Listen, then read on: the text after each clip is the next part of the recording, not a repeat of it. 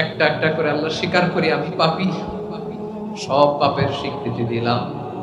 পৃথিবী না জানুক আমি তো জানি, আমি কি পাপ করেছি হায়, আমার পাপের করলে বিচার, বাচার আমার নাই উপায়।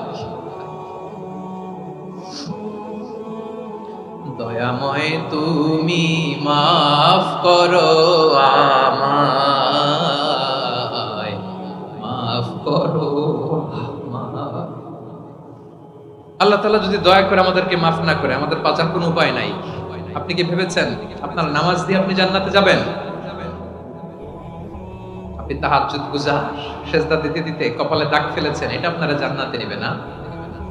আপনি এলাকার সবচেয়ে বড় হাতেম তাই দানশীল, এই দানের ভরসায় বসে আছেন, কশিন কালো ওঠা। আমাদের নামাজ, আমাদের রোজা, আমাদের ইবাদত, এগুলোকে মিজানের পাল্লায় উঠালে কোনো ওজনই হবে না। তবে আমাদের একটা কৌশল জানা আছে, আমরা আল্লাহর রহমতের ভিখারি।